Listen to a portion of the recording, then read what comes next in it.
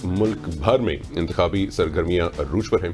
5 سال ایوانوں میں بیٹھے اقتدار کی بادشاہت کے مزے لوٹنے والے سیاستدان اب عوام کے درمیان موجود ہیں۔ ایک بار پھر جو ہیں سبز باغ دکھا رہے ہیں، اس امید کے ساتھ کہ اگلی بار بھی ہمیں خدمت کا موقع دیا جائے گا، لیکن سوال یہ ہے کہ کون سی خدمت؟ بالکل ایسے ہی ہے، اور ایسی خدمت جس نے ملک کو عالمی مالیاتی اداروں کا قرضدار بنا دیا ہے، یا پھر جس نے ہر پاکستانی کو لاکھوں کا مقروض بنا ڈالا، اور جس نے ملک کے اداروں کو کرپشن کا عادی بنا دیا ہے۔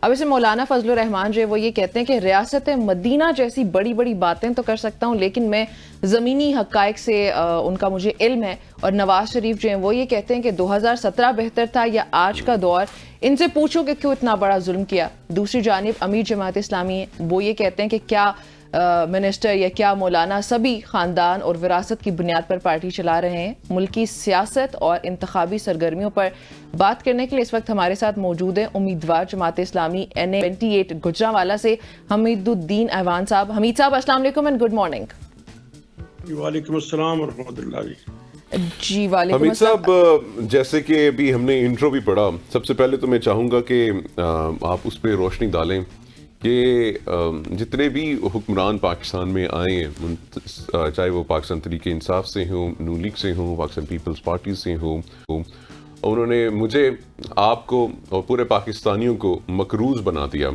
اور اب جس طریقے سے ہم دیکھتے ہیں کہ کچھ جماعتیں ایک دوسرے کے جو ہے اوپر تنقید بھی کر رہی ہیں، اور حالانکہ وہی جماعتیں کچھ ہی عرصہ پہلے یارانہ بھی ان کا تھا۔ تو اس پورے سینیریو کو کس طریقے سے دیکھتے ہیں، اور کیا آپ کو لگتا ہے کہ 8 فروری کے بعد کچھ پاکستان میں مثبت تبدیلی آئے گی؟ جی بسم اللہ الرحمن الرحیم۔ یہ بالکل آپ کا انٹرو 100% صحیح ہے، اور یہی ہر بچہ اب بات جان چکا ہے کہ ان لوگوں نے ملک کا بیڑا غرق کیا ہے، اقتصادی طور پر، امن و امان کے لحاظ سے، اور ہر شعبے کے اندر انہوں نے خرابیاں پیدا کی ہیں۔ آپ نے جیسے بتایا ہے کہ انہوں نے اربوں روپے کے قرضے لیے ہیں، اور جو بھی آیا اس نے قرضوں پر ہی اس ملک کو چلانے کی کوشش کی ہے۔ ملک کو اپنے پاؤں پر کھڑا کرنے کی کوئی انہوں نے منصوبہ بندی اور پلاننگ نہیں کی ہے۔ حتیٰ کہ ہمارا پیدا ہونے والا بچہ بھی اب 3 لاکھ کا مقروض ہو کر آتا ہے۔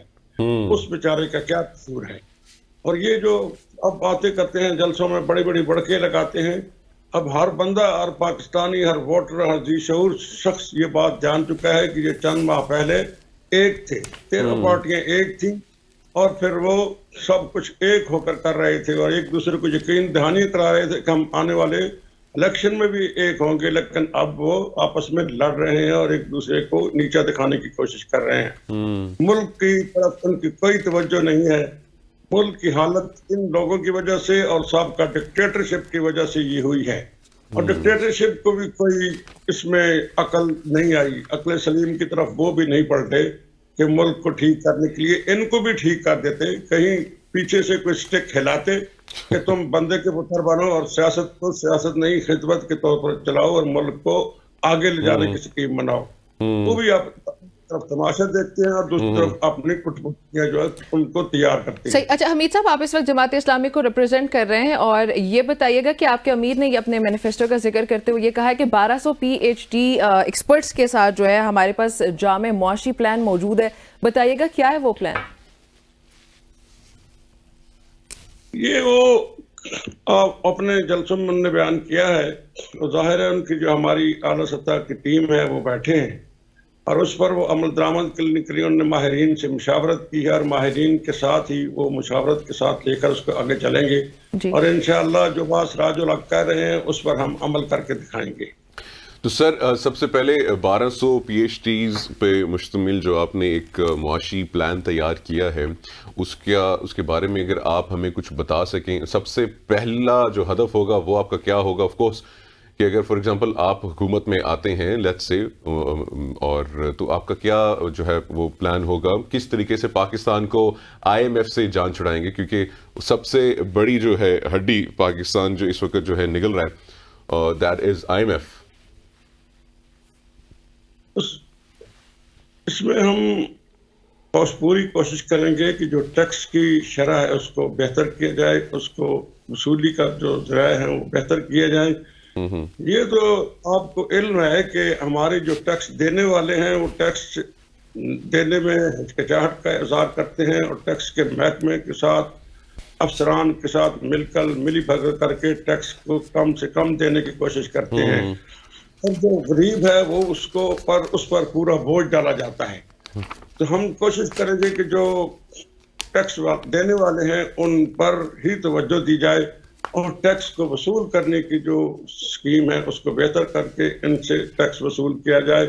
اور میں سمجھتا ہوں کہ جماعت اسلامی اگر پوری طرح اس ملک کے آ جاتی ہے، اللہ تعالیٰ کرے اور یہ قوم کرے کہ جماعت اسلامی اوپر لائے، تو میں اپنے پر امیر جی اچھا حمید صاحب یہ بتائیے گا کہ NA78 سے آپ جو ہے الیکشن لڑنے جا رہے ہیں، اس حلقے کے بارے میں مزید تفصیلات بتائیے گا، وہاں کے کیا مسائل ہیں اور ان مسائل کو کیا حل کرنے کے لیے آپ کا کیا پلان ہے، وہاں پہ عوام کو کس طریقے سے آپ دیکھ رہے ہیں انتخابات کے لیے؟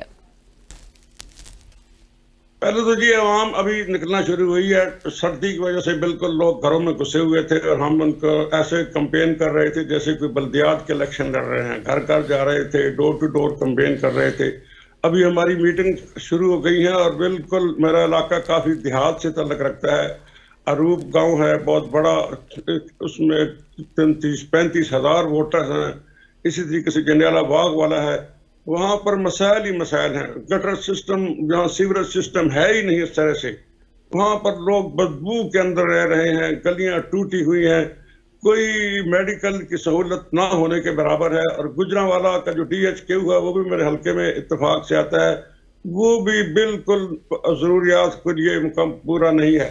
میری سکیم اور میرا ارادہ یہ ہے کہ انشاءاللہ اللہ نے موقع دیا اور ہمارے ووٹر نے ہم پر اعتماد کیا تو ہم پیپلز کالونی میں ایک شاندار اور بڑا ہسپتال فوری طور پر بنانے کی کوشش کریں گے تاکہ یہاں جو 50 لاکھ کی آبادی ہے اس کو بہتر سہولیات، صحت کی سہولیات دی جا سکیں. IT یونیورسٹی کا انشاءاللہ قیام عمل میں لائیں گے. ہم یونیورسٹی کا مطالبہ کالج دور سے کر رہے تھے جب میں اسٹوڈنٹ یونین کا سیکرٹری تھا، تو آج اللہ کا شکر ہے کہ نگران حکومت نے اور نگران وزیر اعلیٰ نے اس کو پائے تکمیل تک پہنچایا ہے. جگہ خرید لی گئی ہے اور اس پر کام شروع ہو گیا ہے. صحیح. اچھا سر آپ کے مقابلے میں کون ہے؟ میرے مقابلے میں وہ نااہل لوگ ہیں جی، جنہوں نے یہ ملک کی حالت اس میں پہنچانے کی کوشش کی ہے اور اس کے ذمہ دار وہ ہیں.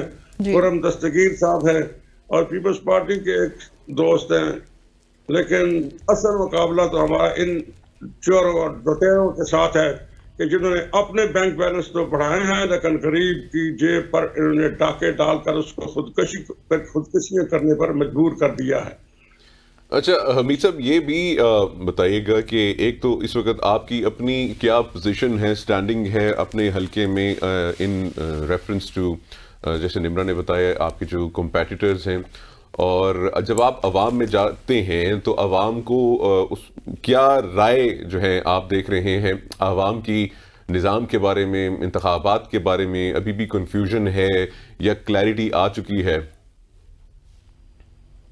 پہلے تو جی عوام مایوسی کا شکار تھے کہ پتہ نہیں الیکشن ہونے ہیں کہ نہیں ہونے ہیں. ابھی میں کمپین میں جاتا ہوں جب جلسے سے پہلے سٹارٹ، لوگ کہتے ہیں جی الیکشن احمد صاحب الیکشن ہو جانے ہیں. میں نے کہا یار اب تو یقین کر لو، اب تو چند دن رہ گئے ہیں تو انشاءاللہ الیکشن ہوں گے. عوام شدید ان کے خلاف ہیں جی. اب یہ 200-250 کا جتھا خرم صاحب اپنے ساتھ اکٹھا کرتے ہیں کوٹھی میں، وہاں اس کو آگے لگاتے ہیں اور پیچھے دلہا کی طرح بیٹھ جاتے ہیں اور اپنی گاڑی کے اندر بند ہو کر جاتے ہیں. آگے دیکھتے ہیں تو 25-26 بندے ان کے بیٹھے ہوتے ہیں. میں نے رات بھی 3-4 میٹنگ کی ہیں، اللہ کے فضل سے 400-500 بندہ ہوتا ہے اور وہ بڑے پھر پرجوش انداز میں تالیاں بجا کر ہمارا خیر مقدم کرتے ہیں، ہماری گفتگو کو پسند کرتے ہیں. انشاءاللہ امید ہے کہ ہم بہتر نتائج دے سکیں گے انشاءاللہ 8 فروری کو. ٹھیک ہو گیا. اچھا حمید صاحب آپ نے بتایا نون لیگ سے آپ کے اگینسٹ KD صاحب ہیں، خرم دستگیر صاحب ہیں، اور پیپلز پارٹی سے آپ نے ذکر نہیں کیا، وہ بھی بتائیے گا کہ پیپلز پارٹی سے کون ہے اور ان کے اگینسٹ آپ کو عوام کو ووٹ کیوں دینا چاہیے؟ پیپلز پارٹی کے نئے دوست آئے ہیں. پچھلے ایک انٹرویو میں نے ان سے کہا تھا کہ آپ نئے آئے ہیں، ابھی اپنی پہچان کرائیں. میں تو تقریباً 30 سال سے سیاست میں ہوں، کالج لائف سے سیاست کر رہا ہوں. اس وقت طلبہ کی سیاست کرتا تھا، پھر عملی زندگی میں آیا تو کونسلر منتخب ہوا، ناظم منتخب ہوا. حارث میرا صاحب ہیں کوئی، ادھر رہتے ہیں گجرانوالہ میں، لیکن میں نے پہلی دفعہ ان کو دیکھا ہے اور ان کا الیکشن بھی پہلے ہے. اس لیے پیپلز پارٹی کا تو یہاں کوئی ایسی گراؤنڈ نہیں رہی جو کبھی 70 میں اور 77 میں یہاں پر گجرانوالہ ان کا گڑھ تھا، اب وہ گڑھا بن چکا ہے.